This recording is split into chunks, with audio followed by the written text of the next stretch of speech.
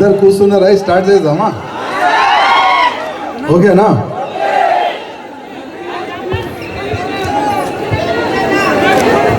హిందీ ఓకేనా, తెలుగు ఓకేనా? మళ్ళా నా తెలుగులో కొన్ని మిస్టేక్స్ ఉంటుంది, కొద్దిగా తప్పుగా అర్థం చేసుకోకూడదు.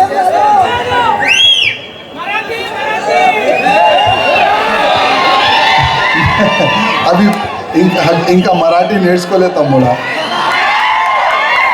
నేర్చుకుంటా అది కూడా. ఈరోజు వెన్న చెడు మన ఊర్లో చాలా వైభవంగా ఛత్రపతి శివాజీ మహారాజ్ విగ్రహావిష్కారం చాలా బ్రహ్మాండమైన జరిగింది ఇవాళ. ఈ ఛత్రపతి శివాజీ మహారాజ్ విగ్రహావిష్కారానికి మన వెన్నచేడు ఊరు కాకుండా చుట్టుపక్కల నుంచి కూడా చాలా మంది గ్రామవాసులు, యువకులు అందరూ కూడా ఇక్కడ వచ్చినందుకు మీ అందరికీ హృదయపూర్వకంగా ధన్యవాదము.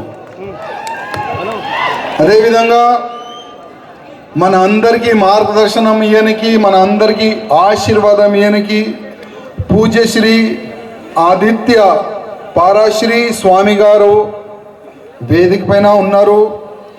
అదేవిధంగా ఇక్కడ ఉన్న స్థానియ సర్పంచ్ కానీ, మన ఎక్స్ సర్పంచ్ కానీ, అదేవిధంగా విగ్రహదాత వేణు ఈశ్వర్ అప్పగారు కూడా ఈ వేదిక పైన ఉన్నారు. ఛత్రపతి శివాజీ యోజన సంఘం అధ్యక్షువారు కానీ, అదేవిధంగా అంబేద్కర్ గారు యోజన సంఘం కానీ, స్వామి వివేకానంద్ యోజన సంఘం కానీ, అదేవిధంగా ఈ ఆర్గనైజేషన్కి అధ్యక్షువారు, మొత్తం కమిటీ మెంబర్స్, ఇంకా వేదిక పైన చాలా మంది అధికారులు కూర్చున్నారు. ఎందుకంటే ఒక్క పేరు నేను మర్చిపోతే నా పేరు ఎందుకు ఇవ్వలేదని అది గోడగుంటుంది, ఆ కొట్లాట మనకు ఎందుకు. అందుకోసం వేదిక పైన ఉన్న ప్రతి ఒక్క వ్యక్తికి నేను హృదయపూర్వకంగా ధన్యవాదం చెప్తున్నాను ఈ మంచి కార్యక్రమంకి వచ్చినందుకు. ఛత్రపతి శివాజీ మహారాజ్ విగ్రహావిష్కారం మీ ఊర్లో ఎందుకు చేస్తున్నారు మీరు? నాకైతే అర్థం అవుతలేదు. ఇప్పుడే మీరే నాకు చెప్పాలి. ఛత్రపతి శివాజీ మహారాజ్ మహారాష్ట్రలో పుట్టిండు, ఆయన విగ్రహం ఇక్కడ ఎందుకు? ఏమర్థమైంది? ఎందుకు అరుస్తున్నావు? అర్థమేమైంది? ఎందుకు అరుస్తున్నావు? విననీకి వచ్చినావా, అరవనీకి వచ్చినావా? అరవనీకి వస్తా ముందుకు వచ్చేసాయి కదా.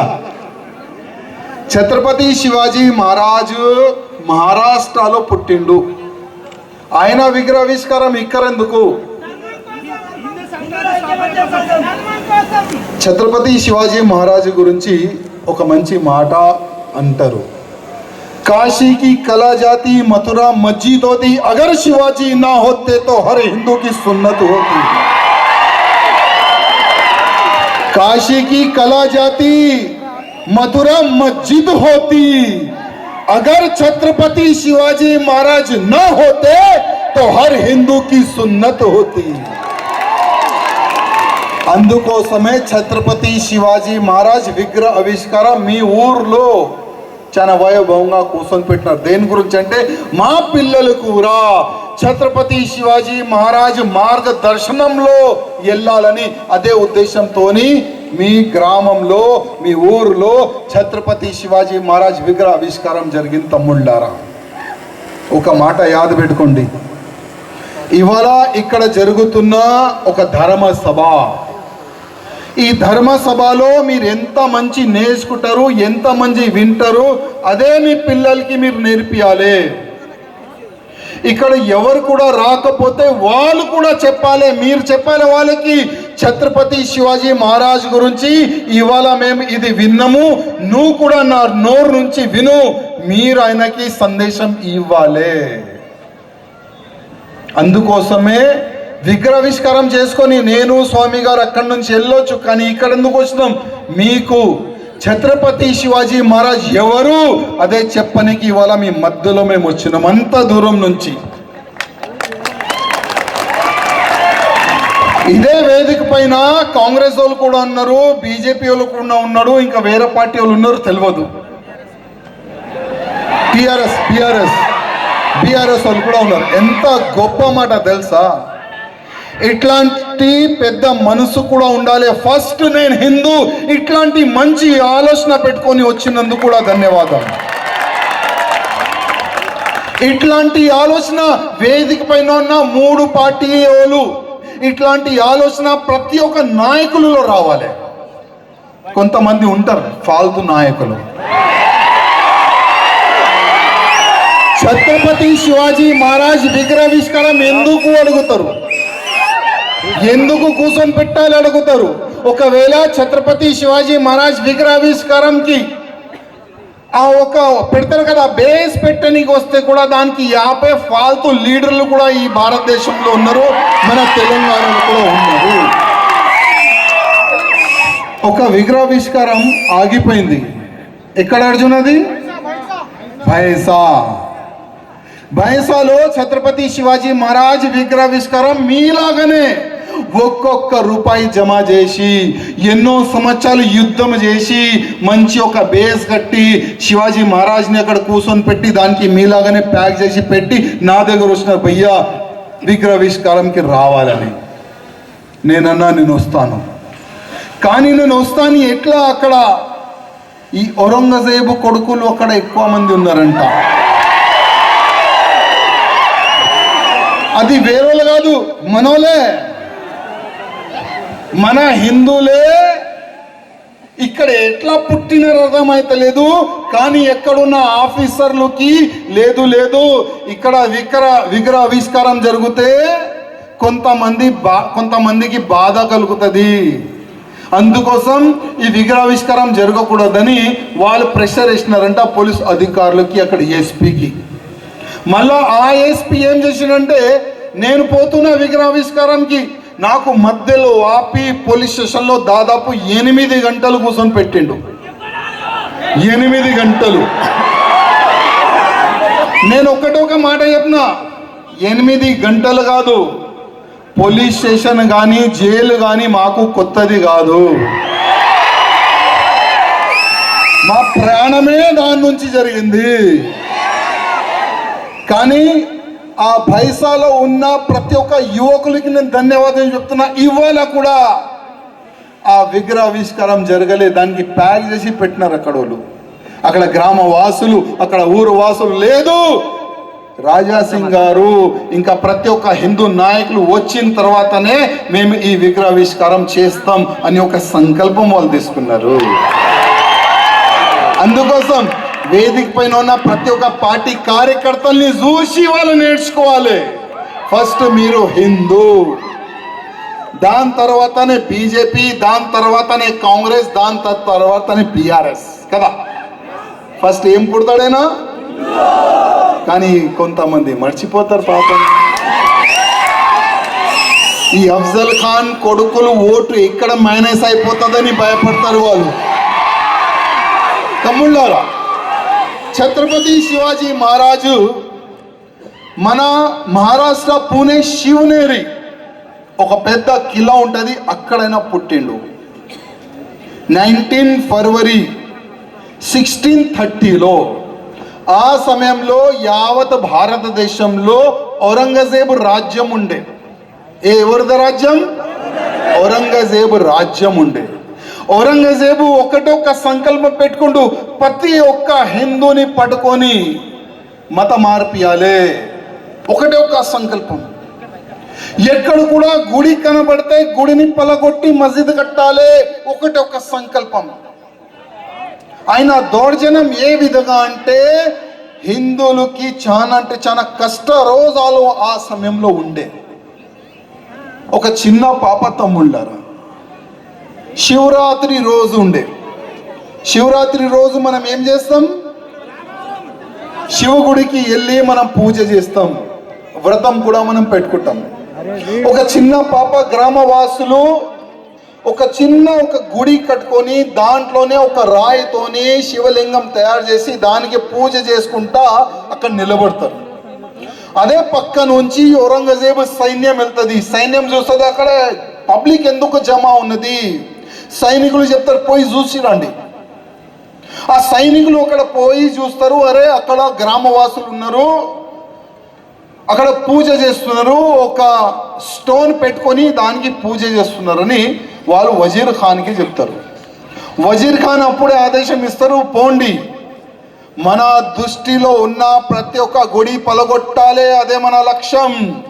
అక్కడ ఎంతమంది ఉన్నారు వాళ్ళకి జరిపి ఆ గుడి పలగొట్టేసేయండి అని ఆదేశం ఇస్తే సైన్యం అక్కడ పోయి ఆ గుడి పలగొట్టే ముందు ఆ విగ్రహ పైన టాయిలెట్ చేస్తారు.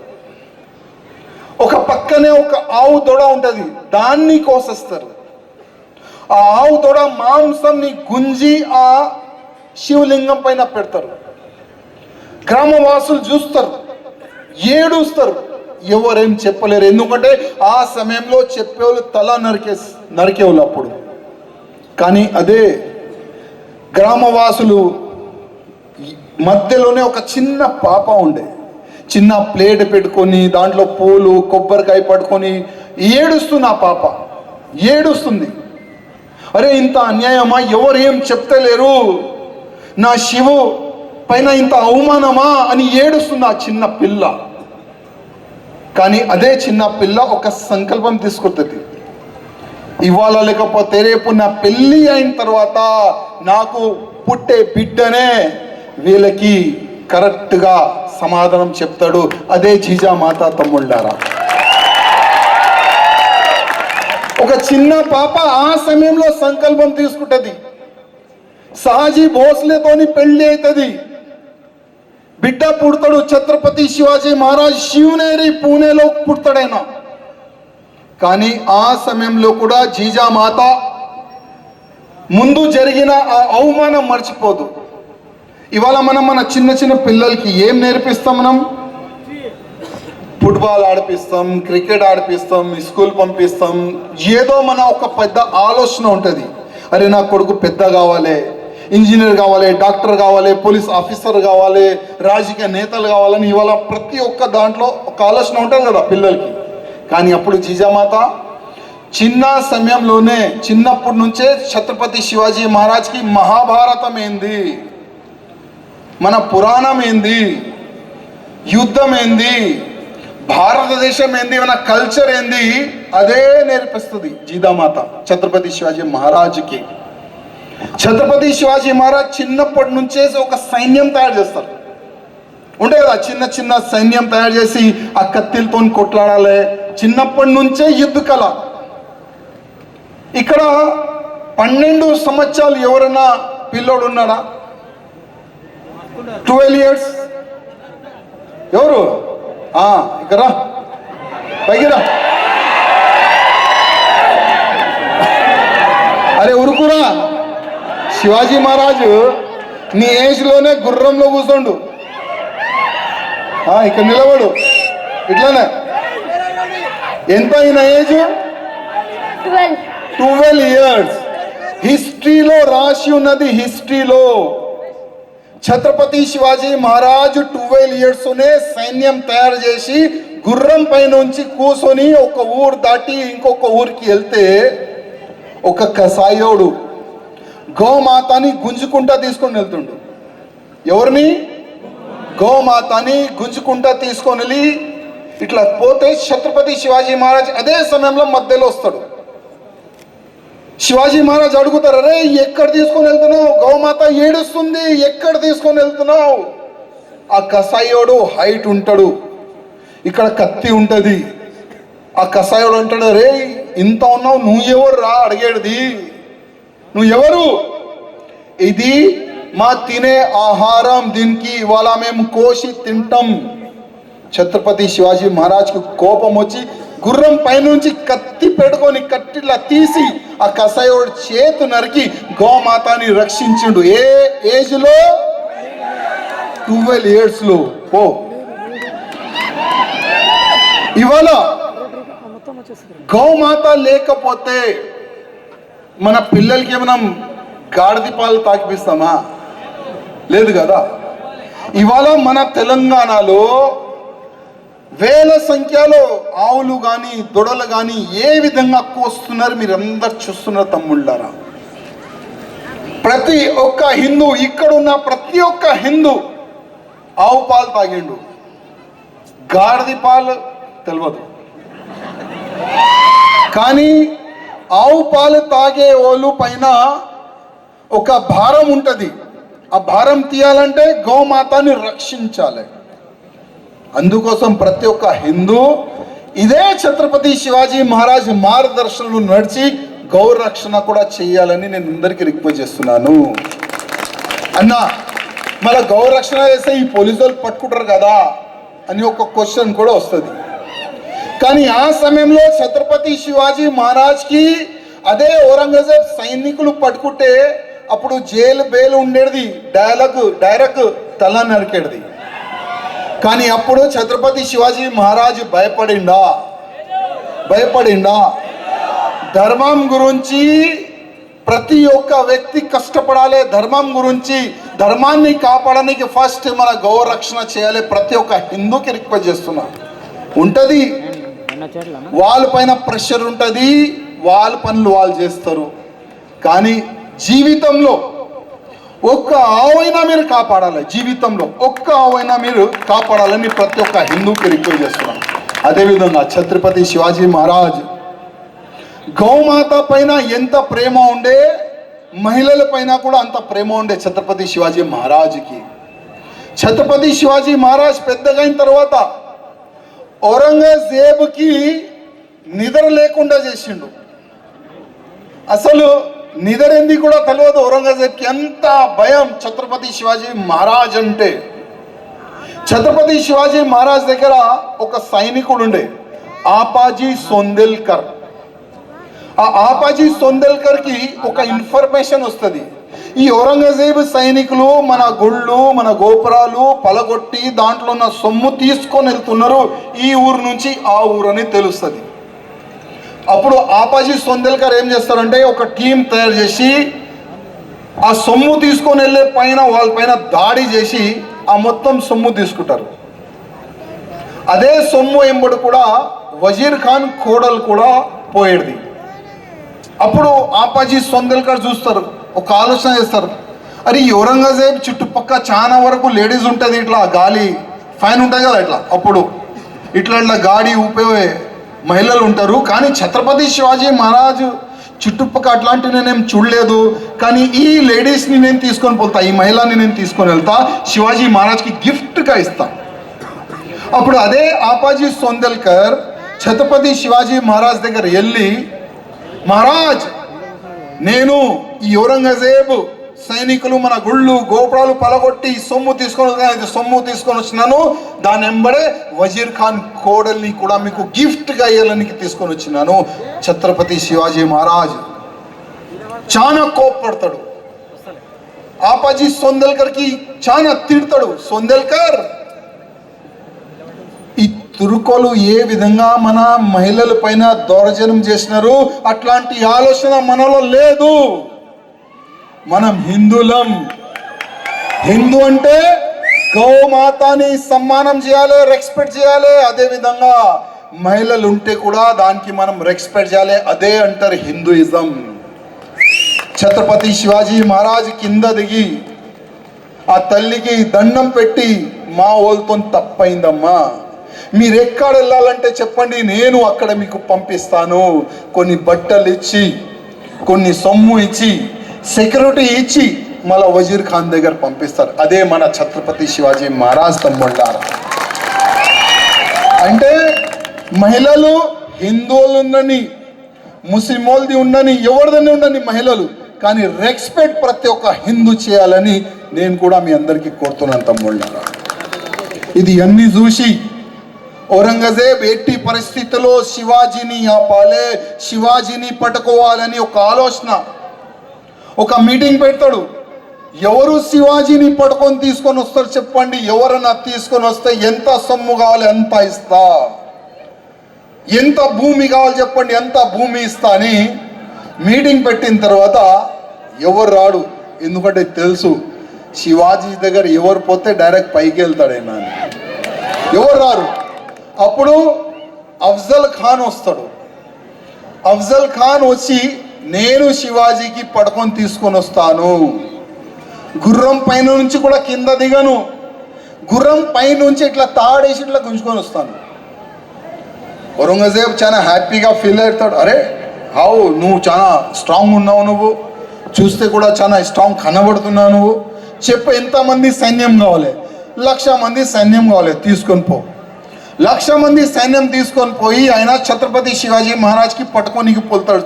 మన తుల్జాపూర్ టెంపుల్ సైడ్ నుంచి, కొల్లాపూర్ టెంపుల్ సైడ్ నుంచి, పండర్పూర్ అన్ని టెంపుల్ని ఆయన డిమాలిష్ చేస్తాడు. అన్ని గుళ్ళు పైన ఆయన దౌర్జన్యం చేస్తారు. అక్కడ ఉన్న మహారాజు పైన కానీ ఫ్యామిలీ వాళ్ళ పైన కానీ అందరు హిందువుల్ని చంపుతాడు ఆయన. అది జీజామాతకి తెలుస్తుంది.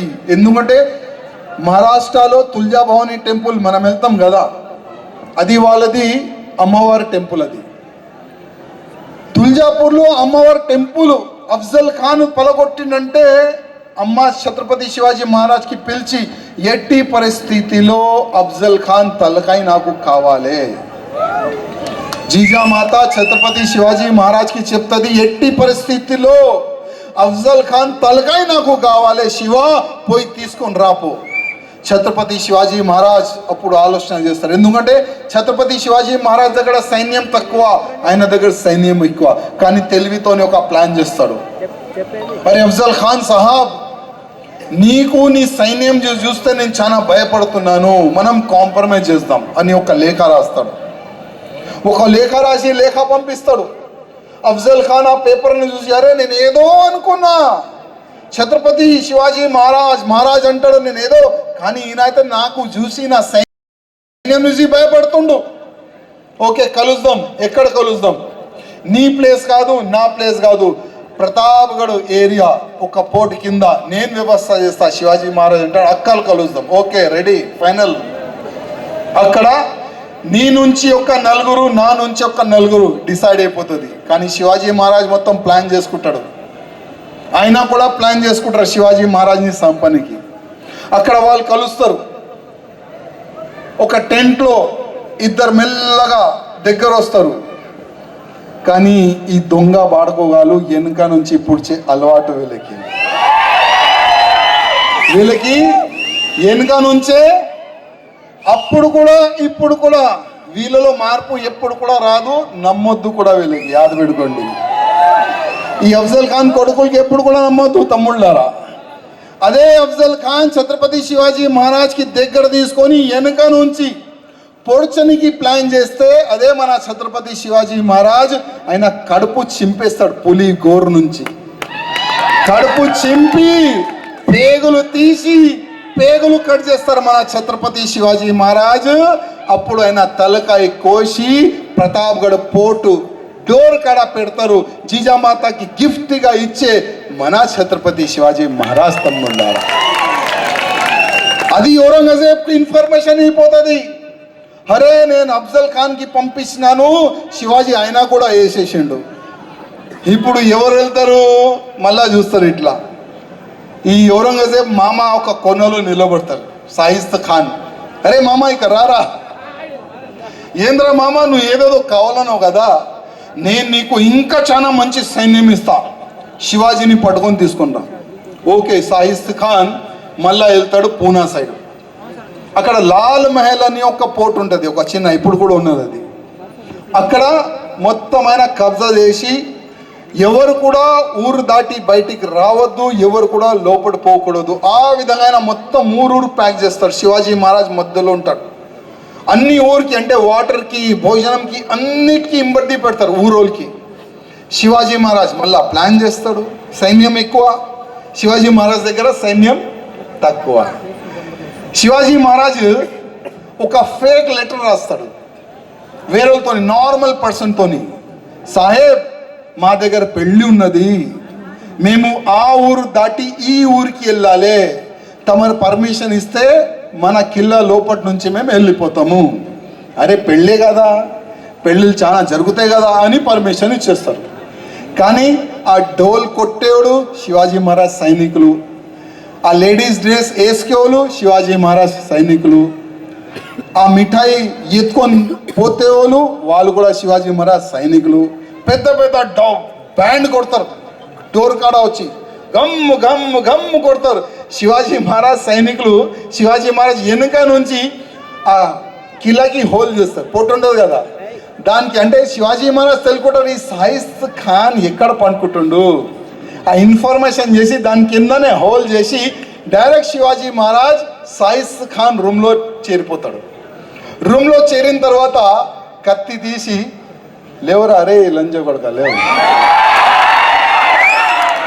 శివాజీ శివాజీ అన్నావు కదరా నేనే శివాజీ చూసుకో. సాయిస్త్ ఖాన్ భయపడతాడు, అరే నా సైన్యం ఎక్కడ పోయింది, సౌండ్ ఎక్కువ బయట బ్యాండ్, ఆ బ్యాండ్ తోని సౌండ్ రాదు, దమ్ము దమ్ము సౌండ్ వస్తుంది, ఎవరికి వినపడతలేదు.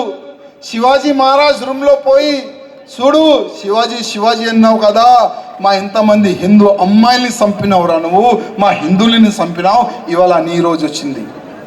శివాజీ మహారాజ్ కొట్టనికి పోతే ఆ డోర్ నుంచి ఇంకో డోర్లో పోతాడు. అక్కడ ఈయన భార్యలు ఉంటుంది, ఒక భార్య కాదు భార్యలు ఉంటుంది. ఆ భార్యల మధ్యలో బురకా వేసుకొని దాచుకుంటాడు. ఏం వేసుకొని? కొంతమంది అంటారు హంసే జో టకరాయిగా మిట్టి మే మిల్ జాయేగా. ఇప్పుడున్న సాయిస్త్ ఖాన్ కొడుకులు, ఆ కొడుకులకు నేను చెప్తున్నాను, ఆ సమయంలోనే మా హిందువులకి భయపడి బుర్రకా వేసుకొని దాచుకున్న వాళ్ళు మీరు. మాతోని మీరు ఏంద్రా కొట్లాట, కలిసి ఉండండి, స్వాగత పలుకుతాం, కరెక్ట్ కదా. ఎదురుగా వస్తే సాయిస్త్ ఖాన్ అఫ్జల్ ఖాన్ పరిస్థితి యాద పెట్టుకోండి. బురకా వేసుకొని కూర్చున్న తర్వాత శివాజీ మహారాజ్ అంటాడు మీరు ఎవరు? ఆ మహిళలు అంటారు హమ్ సాయిస్త్ ఖాన్ కి పత్నియా హై, హమ్ సాయిస్త్ ఖాన్ కి మేము భార్యలు ఉన్నాం. శివాజీ మహారాజ్ చూసుకుంటాడు, ఒక ఇట్లా గడగడ గడగడ గడగడ ఇట్లా కప్కాన్సుడు ఆయన, తర్తాసుడు ఆయన. శివాజీ మహారాజ్ అంటారు రే సాయిస్త్ ఖాన్ అని ఇట్లా దాడి చేయడానికి పోతే పక్కన కిటికీ ఉంటుంది, కిటికీ దుంకనికి దుంకుతాడు. అప్పుడే మూడు ఇది ఏమంటారు దీన్ని వేలు కట్ చేసేస్తారు శివాజీ మహారాజ్. అప్పుడైనా బతికిపోయి డైరెక్ట్ ఔరంగజేబ్ దగ్గర పోయి సార్ నా వేలు కట్ చేసిండు శివాజీ మహారాజ్, నాతో కాదు. అంటే శివాజీ అంటే నాట్ ఏ జోక్ తమ్ముళ్ళారా. ఆయన మహారాష్ట్రలో కొట్లాడిండు, ఇక్కడ వరకు అయినా రాలేదు, కానీ ఔరంగజేబ్కి అక్కడనే అయినా బిజీ పెట్టిండు ఆయన. ఔరంగజేబు ఛత్రపతి శివాజీ మహారాజ్కి ఎట్టి పరిస్థితుల్లో పట్టుకోవాలి ఆ ఆలోచనతోనే ఉండే. కానీ ఛత్రపతి శివాజీ మహారాజు అందరికీ రోగాలు వస్తే తమ్ముళ్ళారా, అప్పుడు ఫుడ్ లేకుండే, సరిగా సమయం లేకుండే, సరిగా నిద్ర లేకుండే. ఛత్రపతి శివాజీ మహారాజ్ చనిపోయిన తర్వాత ఔరంగజేబ్కు తెలుస్తుంది శివాజీ మహారాజ్ చనిపోయిండు. సంబరాలు చేసుకుంటాడు ఆయన, సంబరాలు. అరే నా పెద్ద శత్రు చనిపోయిండని సంబరాలు చేసుకుంటారు ఆయన. కానీ ఆయనకి తెలియదు ఛత్రపతి శివాజీ మహారాజ్ పక్కనే ఆయన కొడుకు సంభాజీ కూడా ఉన్నాడు. ఆయన ఛత్రపతి శివాజీ మహారాజ్ కొడుకు సంభాజీ ఉన్నాడని నాకు తెలియదు. సంభాజీ మహారాజ్ కూడా తమ్ముళ్ళారా 100 పైన యుద్ధాలు చేసిండు, ఒక్క యుద్ధం కూడా ఓడలే మన ఛత్రపతి సంభాజీ రాజే మిత్రులు. ఇవాళ మధ్యలో ఒక మూవీ వచ్చింది ఛావా, ఎంతమంది చూసినారు? 1, 2, 3 మీరు చూడలేదా? అరే ఎవరు కూడా ఛత్రపతి సంభాజీ మహారాజ్ మూవీ ఛావా చూడకపోతే యూట్యూబ్లో ఉంటుంది, ఒక్కసారి చూడండి తమ్ముళ్ళారా. అసలు బాధ ఏముంటుంది, హిందుత్వం ఏముంటుంది, ఛత్రపతి సంభాజీ మహారాజ్ని చూస్తే మనకు తెలుస్తుంది. ఆ ఛత్రపతి సంభాజీ మహారాజ్ కూడా ఇట్లనే ఇవాళ ఎట్లా కూర్చున్నారు మీరు?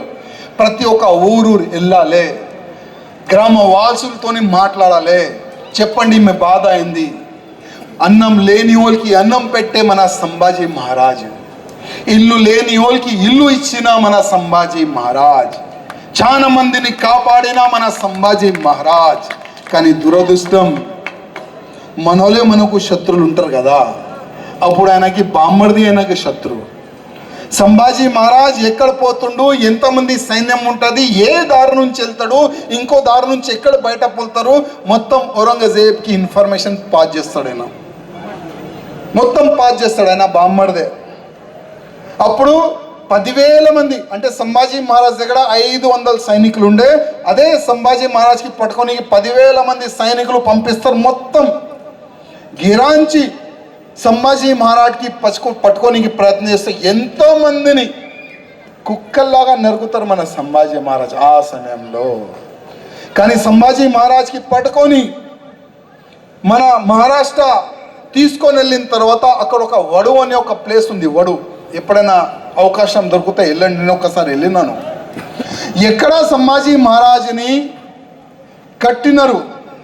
ప్రతి ఒక్క రోజు ఇదే ఔరంగజేబ్ వెళ్ళాలి, సంభాజీని ఒక్క మాట చెప్పాలి, సంభాజీ నువ్వు ఒక్క వ్యక్తి మతమార్పిడి చేసుకుంటే యావత్ భారతదేశంలో నేను నా జెండాని ఎగిరిపిస్తా. చెప్పు నీకు ఏం కావాలి సంభాజీ? సొమ్ము కావాలా, భూమి కావాలా, ఎన్ని కిలోలు కావాలా చెప్పండి, లాస్ట్కి నా కూతురు కావాలా, అది కూడా ఇచ్చేస్తా. ఆ విధంగా ఆయన మొత్తం ఆఫర్లు మన సంభాజీ మహారాజ్కి ఇస్తాడు. సంభాజీ మహారాజ్ ఏమంటాడు, అరే ఔరంగజేబ్, నేను ఛత్రపతి శివాజీ మహారాజ్ కొడుకురా, చనిపోనికి నేను సిద్ధం, కానీ నీ మతంలో నేను రానికి రెడీ లేనురా. ఆ సమయంలో మన సంభాజీ రాజే చెప్పిన మాట తమ్ముళ్ళారా. ఇవాళ మనం చూస్తున్నాం, మూవీ వచ్చిన తర్వాత ఇవాళ మనకు తెలుస్తుంది ఎంత దౌర్జన్యం చేసినారు మన సంభాజీ మహారాజ్ పైన. ప్రతిరోజు 39 డేస్ తమ్ముళ్ళారా. ఎన్ని రోజు? ఇవాళ మన చేతికి కొద్ది కూడా కట్ అయితే ఒక వారం అయితే మనం ఇంట్లో కూర్చుంటాం. ఏమైందే, కొద్ది కట్ అయింది పోయి కొద్ది రెస్ట్ తీసుకుంటున్నా చెప్తాం కదా. వారం మనం ఇంట్లో కూర్చుంటాం. కానీ అప్పుడు సంభాజీ మహారాజ్ ఇట్లా కట్టుకుంటాడు, ఇట్లా కట్టేస్తాడు. ఇట్లా కూసోనికి ఛాన్స్ లేదు, పండుకోనికి ఛాన్స్ లేదు, తాగనికి ఛాన్స్ లేదు, వాడనికి ఛాన్స్ లేదు, నడవనికి ఛాన్స్ లేదు, కట్టేస్తారు మన సంభాజీ మహారాజ్కి. ఛత్రపతి శివాజీ మహారాజ్ కొడుకు సంభాజీ మహారాజ్ని కట్టి ప్రతిరోజు ఒక సైనికు వస్తాడు, ఇస్లాం కబూల్ చేస్తావా? లేదు, ఉంగరం కట్ చేయాలి, తోలు తీయాలి, ఎంటికలు పీకాలి, కళ్ళులు పీకాలి, మాంసం కట్ చేయాలి. ఇట్లాంటి 39 రోజు ఇబ్బంది పెట్టినారు మన సంభాజీ మహారాజ్కి తమ్ముళ్ళారా. లాస్ట్ డే వరకు ఆయన యాక్సెప్ట్ చేయలేదు. కానీ ఉగాది 1 డే ముందు తమ్ముళ్ళారా, హిందువులకి ఉగాది పండగ చాలా అంటే చాలా వైభవంగా మనం చేసుకుంటాం. మహారాష్ట్రలో కూడా గుడి పడవ పేరు పైన చాలా మంచి చేసుకుంటారు వాళ్ళు. కానీ అదే రోజు సంభాజీ మహారాజ్ని తల నరుకుతాడు, ముక్కలు ముక్కలు చేసి వాటర్లో పడేస్తాడు. పక్కనే ఒక నది ఉంటుంది, దాంట్లో పడేస్తాడు. అదే ముక్కల్ని అక్కడ గ్రామవాసులకు తెలుస్తుంది, అక్కడ సంభాజీ మహారాజ్ని చంపేస్తారు, ముక్కలు ముక్కలు చేస్తారు. ఒక్కొక్క ముక్కని కలెక్ట్ చేస్తారు, ఒక్కొక్క ముక్కని కలెక్ట్ చేసి దానికి దారం సూయితోని మొత్తం ప్యాక్ చేస్తారు. ప్యాక్ చేసి వడువులో అక్కడ కాలబెడతారు, దాన సంస్కారం చేస్తారు. అదే వడువు ప్లేస్. ఒక్కసారి నేను అక్కడ వెళ్ళినాను. ఇట్లా ఎక్కడైనా కాలబెట్టినారు కదా, జస్ట్ ఇట్లా టచ్ చేస్తే ఏ విధంగా షార్ట్ కొడుతుంది ఆ విధంగా షార్ట్ కొట్టింది నాకు. అంటే పవిత్రమైన ప్లేస్ అదే తమ్ముళ్ళారా, పవిత్రమైన ప్లేస్ అంటారు. అందుకోసం ఇవాళ ఛత్రపతి శివాజీ మహారాజ్ విగ్రహ ఆవిష్కారం మీ ఊర్లో జరగడంటే అది జస్ట్ విగ్రహాన్ని మీరు అనుకోకండి. మా పిల్లల్ని ఛత్రపతి శివాజీ మహారాజ్ మార్గదర్శనంలో మేము తీసుకొని వెళ్తాం. ఆ ఆలోచన మీ అందరిలో ఉండాలి తమ్ముళ్ళారా, ఆ ఆలోచన మీ అందరిలో ఉండాలి. చెప్పండి నాకు, సంభాజీ మహారాజ్ లాగా మీ కొడుకుల్ని తయారు చేస్తారా లేక ఔరంగజేబ్ లాగా తయారు చేస్తారా? ఇప్పుడు మీరు డిసైడ్ చేయండి. ఎట్లా చేస్తారు? ఎట్లా చేస్తారు? ఎట్లా చేస్తారు? కానీ ఆ విధంగా చేయాలంటే గురుగారు అప్పుడప్పుడు ఒక మాట అంటాడు. ఏమంటాడు తెలుసా? అరే తమ్ముళ్ళారా, ₹1 ఐటమ్ అయినా కొనాలంటే శివాజీ మహారాజ్ కొడుకుల దగ్గర కొనండ్రా, అఫ్జల్ ఖాన్ కొడుకుల దగ్గర కొనకండ్రా అంటారు మన గురుగారు. ఏమంటారు మన గురుగారు? ఏమంటారు? ఒక్క రూపాయి నుంచి 1,00,000 రూపాయలు ఐటమ్ ఏదైనా కొనాలంటే ఎవరి దగ్గర కొంటారు? ఎవరి దగ్గర కొంటారు? హిందువుల దగ్గర. ఆ ఒక్క అవేర్నెస్ తీసుకొని రండి, చూద్దాం మీలో. దాని తర్వాత నా కొడుకుకి నేను చావాలాగా తయారు చేస్తా, అప్పుడు చూద్దాం మీలో ఆలోచన, మీలో మార్పు వస్తుందో లేదు అని. ఇక్కడ ఎంతమంది ఉన్నారు? నేను రాష్ట్రీయ స్వయం సేవక్ సంఘ్ శాఖలో వెళ్తాను. ఎంతమంది ఉన్నారు? నేను నా పిల్లల్ని కూడా పంపిస్తున్నాను. తమ్ముళ్ళారా, కొంతమంది అంటారు రాష్ట్రీయ స్వయం సేవక్ అంటే ఒక పార్టీకి సపోర్ట్ అని అంటారు. అది చాలా తప్పు. రాష్ట్రీయ స్వయం సేవక్ అంటే ఒక వ్యక్తిని నిర్మాణం చేసే సంస్థ తమ్ముళ్ళారా. రాష్ట్రీయ స్వయం సేవక్ సంఘ్ అప్పుడు మన భారతదేశానికి కూడా స్వతంత్రం రాలేదు. అప్పుడు రాష్ట్రీయ స్వయం సేవక్ సంఘ్ ఒక ఆర్గనైజేషన్ని అప్పుడు పెట్టినారు తమ్ముళ్ళారా. అప్పుడు ప్రతి ఒక్క హిందువులో ఒక మార్పు రావాలి, దేశభక్తి రావాలి, సమాజ సేవ రావాలని ఒక మంచి ఆలోచన పెట్టుకో. అందుకోసం నేను మీకు రిక్వెస్ట్ చేస్తాను, మీ కొడుకు కూడా శివాజీ కావాలంటే అది ఒకటే ఒక స్కూల్ ఉన్నది. ఆ స్కూల్ పేరే రాష్ట్రీయ స్వయం సేవక్ సంఘ్ తమ్ముళ్ళారా. ఆ స్కూల్లో పంపించండి. కాంగ్రెస్ వాళ్ళు కానీ, బీజేపీ వాళ్ళు కానీ, బీఆర్ఎస్ వాళ్ళు కానీ ఎవరైనా మీరు శాఖకి పంపండి. ఆ శాఖలో నేను ఛాలెంజ్ చేస్తున్నాను, ఆ శాఖలో ఎప్పుడు కూడా పార్టీ పేరు తీయరు. నువ్వు పెద్దగా అయిన తర్వాత దీనికి సపోర్ట్ చేయి, దానికి సపోర్ట్ చేయి, దానికి ఓటై, దీనికి ఓటై, ఎప్పుడు కూడా ఆర్ఎస్ఎస్ కార్యకర్తలు, ఆర్ఎస్ఎస్ అధికారులు ఎప్పుడు కూడా చెప్పరు. కానీ వాళ్ళు ఒక మాట చెప్తారు, నువ్వు ఒక మానవుడు, మానవ సేవ చేయి, నువ్వు ఒక హిందువు, ధర్మ కార్యక్రమాలు చేయి, ధర్మ సేవ చేయి. ఆ విధంగా సందేశం ఇచ్చిన మన రాష్ట్రీయ స్వయం సేవక్ సంఘ్ తమ్ముళ్ళారా. పంపిస్తారా? ఇప్పుడు నెక్స్ట్ పంపిస్తారా అందరికీ? ఇవాళ అయోధ్యలో రాముడి గుడి కావాలని ఎంతమంది అనుకున్నారు తమ్ముళ్ళారా? ఎంతమంది? ఇవాళ చాలా వైభవంగా మన అయోధ్యలో రాముడి గుడి కట్టినారు కదా. ఈ కొద్ది 2 minutes నేను హిందీలో చెప్తా, ఎందుకంటే అక్కడ హిందీ అంటున్నాను. 2 minutes. अयोध्या में राम मंदिर बने ऐसे हर वो राम भक्त का सपना था. 500 सालों का राम भक्तों का संघर्ष था. अयोध्या में बाबर के ढांचे को गिराने के लिए राम भक्तों ने अपने सीने पर गोली खाई. वो समय की मुल्ला मुलायम की सरकार ने राम भक्तों पर गोली चलाकर उनकी लाशें ना मिली, पानी में डुबो दिया. आज अनेकों परिवारों की लाशें कौन किधर है आज तक भी पता नहीं कि हमारा बच्चा जिंदा है या नहीं है. उतनी गोलीबारी अयोध्या राम मंदिर निर्माण के लिए, बाबर के ढांचे के लिए राम भक्तों ने अपने सीने पर गोली खाई. मेरे मित्रों, आज आसमान को छूने वाला राम मंदिर बना है. हर वो राम भक्त का सीना गर्व से चौड़ा हो चुका है.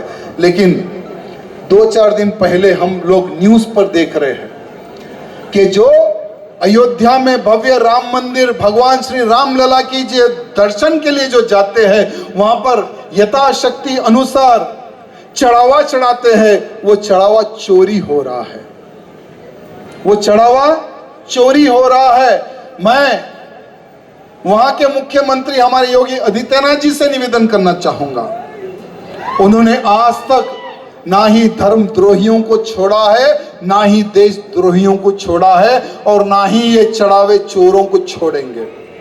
मैं हमारे बाबा जी से निवेदन करना चाहता हूं, आज भारत का हर वो राम भक्त सर नीचा झुकाकर एक शर्म महसूस कर रहा है कि हमारे पूर्वजों ने जिस राम मंदिर निर्माण के लिए गोली खाई, आज वहां पर चोरी हो रही है.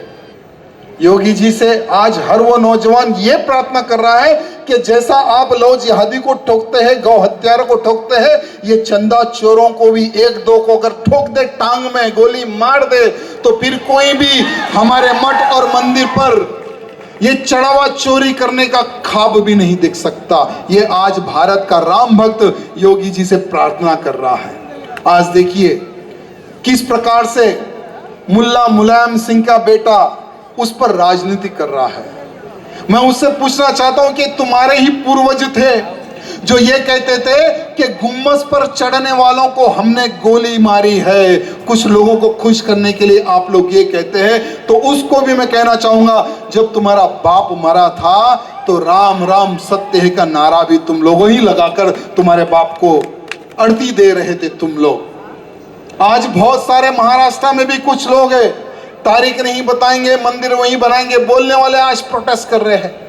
अरे शर्म करो, अगर तुम्हें प्रोटेस्ट ही करना है तो ठीक है, अयोध्या में बन गया राम मंदिर, बोलो काशी में कब बनाओगे, इसका प्रोटेस्ट करो। जैसे आप लोग कहते थे कि राम मंदिर तो एक झांकी है, काशी मथुरा बाकी है, अरे उस पर प्रोटेस्ट करो, हम भी तुम्हारा साथ देंगे। काशी के ऊपर प्रोटेस्ट करो, मथुरा के ऊपर प्रोटेस्ट करो कि ये मंदिर कब बनाएंगे, वहां पर लगा कलंक कब मिटाएंगे, इस पर प्रोटेस्ट करो। जो लोग आज अयोध्या जो चंदा चढ़ावे के ऊपर जो लोग राजनीति कर रहे हैं, मैं उनको कहना चाहूंगा और ये भी कहना चाहूंगा, बेफिक्र रहो, तुम लोग जितनी भी राजनीति करना है कर लो, बाबा किसी को नहीं छोड़ेंगे, किसी के बाप को नहीं छोड़ेंगे। ఎందుకంటే అయోధ్యలో ఉత్తరప్రదేశ్లో ఆయన ముఖ్యమంత్రి తర్వాత ఆయన ఒక కట్టర్ హిందూ తమ్ముళ్ళారా, అక్కడ లవ్ జిహాద్ చేయనికి ఎంతమంది భయపడతారు? అక్కడ లవ్ జిహాద్ చేసే వాళ్ళకి డైరెక్ట్ పైన పంపించే ముఖ్యమంత్రి ఉన్నాడు. అక్కడ గోమాతాని కట్ ఎవరన్నా చేస్తే డైరెక్ట్ షూట్ చేసి పైన పంపించి అక్కడ ముఖ్యమంత్రి ఉన్నారు తమ్ముళ్ళారా. కరెక్టే కదా? కరెక్టే కదా? ప్రతి ఒక్క ముఖ్యమంత్రికి నేను రిక్వెస్ట్ చేస్తున్నాను, ఫస్ట్ మీరు ఒక హిందూ, ఆ మాట మీరు ఆ వేది అంటే ఆ చైర్ పైన కూర్చున్న తర్వాత మర్చిపోతారు. ఎవరైనా ఉండని మహారాష్ట్ర కానీ, కర్ణాటక కానీ, ఎంపీ కానీ, రాజస్థాన్ కానీ, ఎవరైనా ఉండని, మీరు ఆ వేది ఆ ముఖ్యమంత్రి ఏ బేస్ పైన పోతారు, మీరు అదే మర్చిపోతారు చాలామంది. కానీ ఒక్క మాట తమ్ముళ్ళారా, వచ్చే సమయం చాలా మంచి సమయం, వచ్చే సమయం చాలా మంచి సమయం. కానీ ఇక్కడ ఉన్న ప్రతి ఒక్క యువకులకి లాస్ట్కి నేను ఒక్క రిక్వెస్ట్ చేస్తున్నాను. ఛత్రపతి శివాజీ మహారాజ్ విగ్రహ ఆవిష్కారం జరిగింది. మీరు యూట్యూబ్లో కానీ, గూగుల్లో కానీ, ఇన్స్టాగ్రామ్లో కానీ ఛత్రపతి శివాజీ మహారాజ్ హిస్టరీ గురించి ఇంకా మీరు తెలుసుకోండి. సంభాజీ మహారాజ్ హిస్టరీ ఇంకా కూడా మీరు తెలుసుకోండి. తెలుసుకున్న తర్వాత వేరే కూడా మీరు చెప్పండి, ప్రతి ఒక్క హిందూకి మీరు చెప్పండి. ఇదే నేను మీకు రిక్వెస్ట్ చేస్తున్నాను. ఎందుకంటే వచ్చే సమయం యుద్ధ సమయం. వచ్చే సమయం ఏంది? యుద్ధం చేసే వాళ్ళే బ్రతుకుంటారు, యుద్ధం చెయ్యని అనే వాళ్ళు మళ్ళా కన్వర్ట్ అవుతారు. యాద పెట్టుకోండి. ఇవాళ మనం చూస్తున్నాము, మన సంఖ్య డైలీ తక్కువ అవుతుంది. మన సంఖ్య డైలీ తక్కువ అవుతుంది. ఎందుకంటే ఒక ఆలోచన మనం పెట్టుకున్నాం, హమ్దో హమారేదో.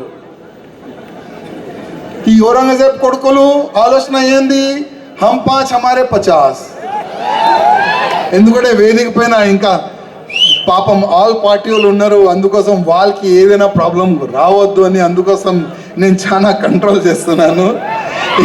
అందుకోసం నేను మా గురువుగారికి ఇప్పుడు మైక్ ఇస్తున్నాను. గురువుగారు కూడా మీ అందరికీ ఆశీర్వాదం ఇస్తారు. ఇవాళ ఇక్కడ వచ్చినందుకు ప్రతి ఒక్క హిందూకి నేను హృదయపూర్వకంగా ధన్యవాదం చెప్తున్నాను. అదేవిధంగా లాస్ట్కి ఒక్క రిక్వెస్ట్, నాది ఆ కులం, నాది ఈ కులం, నాది పెద్ద కులం, నాది చిన్న కులం, ఆ ఫాల్తు ఆలోచన మీలో ఉంటే ప్లీజ్ తీసి పాడేసేయండి. అట్లాంటి ఆలోచన ఉంటే నేను హిందూ అనేవాళ్ళు మన ధర్మాన్ని కాపాడతారు, మన దేశాన్ని కాపాడతారు. లేదు కుల పిచ్చి ఒకవేళ మీలో ఉంటే మన ధర్మం కూడా సర్వనాశనం అవుతుంది, మన సమాజం కూడా సర్వనాశనం అవుతుంది. తమ్ముళ్ళారా, జై శ్రీరామ్, భారత్ మాతాకి జై. జై భవానీ, జై భవానీ, జై భవానీ, జై భవానీ. ఇదే చేసి ఉండాలి, ఈ విధంగానే మీ జోష్ ఉండాలి. Thank you.